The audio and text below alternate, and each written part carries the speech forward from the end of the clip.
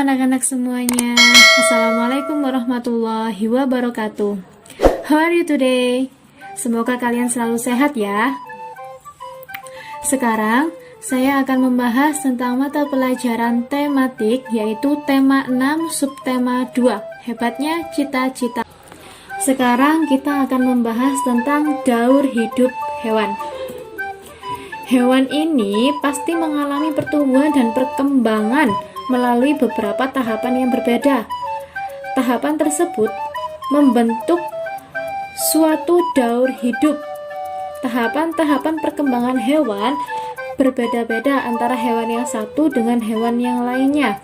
Ada hewan yang mengalami perubahan bentuk pada setiap tahap yang disebut dengan metamorfosis. Dan ada juga hewan yang tidak mengalami perubahan bentuk pada setiap tahapnya, namun hanya mengalami pertambahan ukuran saja, yang disebut dengan hewan tidak mengalami metamorfosis.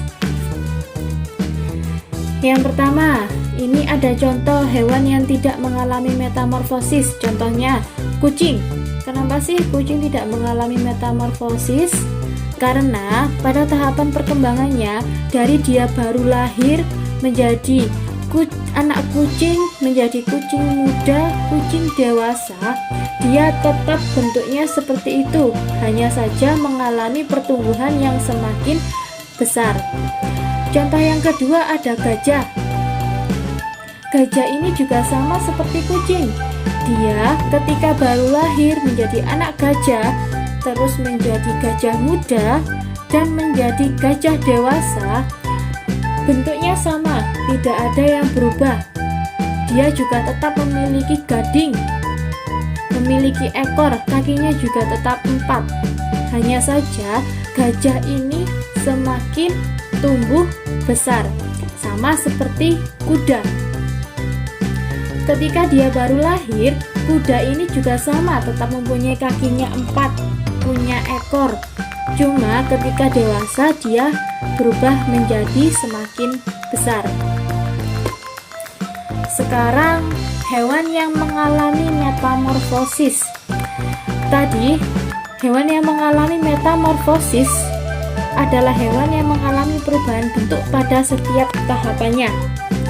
Itu dibagi menjadi 2, ada metamorfosis sempurna dan metamorfosis tidak sempurna. Metamorfosis sempurna itu adalah perkembangan hewan yang mengalami perubahan bentuk yang sangat berbeda dari setiap tahapnya, sehingga bentuk hewan yang baru lahir sangat berbeda dengan bentuk hewan yang dewasa.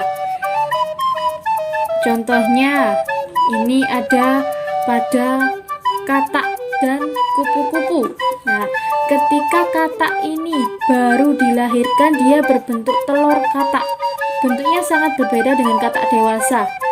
Kemudian dia berubah menjadi kecebong tanpa kaki. Bentuknya pun juga sangat berbeda dengan ketika menjadi telur katak. Setelah menjadi kecebong tanpa kaki, kemudian keluar kakinya. Ini sudah sangat terlihat sekali perbedaannya. Ketika dia menjadi kecebong dengan kaki, sangat berbeda dengan sebelumnya, yaitu kecebong tanpa kaki. Kemudian dia berubah menjadi katak muda yang hampir mirip dengan katak dewasa, hanya saja ekornya yang panjang. Setelah itu dia menjadi katak dewasa yang bentuknya sempurna. Nah, inilah yang disebut dengan metamorfosis sempurna, yaitu perkembangan hewan yang mengalami perubahan bentuk pada setiap tahapnya. Begitu juga dengan kupu-kupu. Kupu-kupu ini dia sangat berbeda bentuknya, dari telur, ulat, kepompong, hingga menjadi kupu-kupu dewasa. Bentuknya sangat berbeda. Oke, sekarang yang kedua ada metamorfosis tidak sempurna, yaitu perkembangan hewan yang mengalami perubahan bentuk yang tidak terlalu berbeda pada setiap tahapannya, sehingga bentuk hewan yang baru lahir dan hewan yang dewasa tidak terlalu berbeda. Hanya kelompok ini yang tidak mengalami fase larva dan pupa, seperti pada kupu-kupu dan katak tadi. Nah, contohnya hewan yang mengalami sempurna. Ada kecoa, belalang, jangkrik atau capung. Nah, coba perhatikan gambar ini. Contoh yang pertama, di sini ada jangkrik. Dia ketika menjadi telur nimfa, kemudian menjadi dewasa, bentuknya pun hampir sama, cuma berbeda ketika menjadi telur. Makanya kenapa ini disebut dengan metamorfosis tidak sempurna. Bentuknya beda pada satu tahap dan sama pada tahap lainnya. Kemudian contoh yang kedua, di sini ada kecoa. Nah, ketika dia menjadi telur, hanya itulah yang bentuknya yang berbeda, yang lainnya sama seperti jangkrik tadi.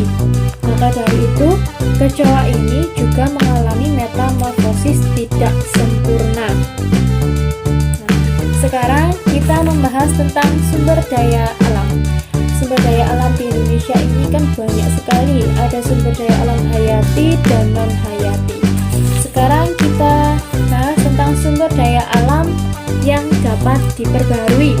Ada air, tanah, matahari, tumbuhan, dan hewan. Sumber daya alam berupa air. Air ini bisa jadi sumber daya alamnya yaitu pada sungai, danau, laut. Kemudian untuk tanahnya, tanah sudah jelas sumber daya alam tanah yang ada di bumi banyak sekali. Kemudian matahari, sumber daya alam paling besar yang ada di bumi. Kemudian tumbuhan ini bisa kita tanam. Itulah sumber daya alam yang dapat diperbarui. Kemudian ada hewan juga termasuk sumber daya alam yang dapat diperbarui karena kita sebagai manusia juga dapat memeliharanya. Next, pemanfaatan sumber daya alam. Tanah, air, dan tumbuhan itu dapat dimanfaatkan dalam bentuk kegiatan, yaitu pertanian dan perkebunan. Kalau pada pertanian, contohnya tanahnya dimanfaatkan sebagai media tanam untuk menanam padi atau sayur-sayuran. Kemudian kalau airnya dimanfaatkan untuk pengairan pada tanamannya. Kemudian dalam bentuk kegiatan perkebunan, contohnya pada perkebunan teh ataupun kopi. Nah, di situ juga memanfaatkan sumber daya alam dari tanah, air, dan tumbuhan. Kemudian kalau hewan dapat dimanfaatkan dalam bentuk kegiatan perikanan dan perkebunan. Contohnya kalau perikanan ada perikanan di tambang, terus perikanan tambak, perikanan di laut. Kemudian kalau perkebunan itu ada contohnya, kalau hewan kebun binatang, suaka marga satwa. Oke, sekian dari saya penjelasannya. Thank you for your attention. Wassalamualaikum warahmatullahi wabarakatuh.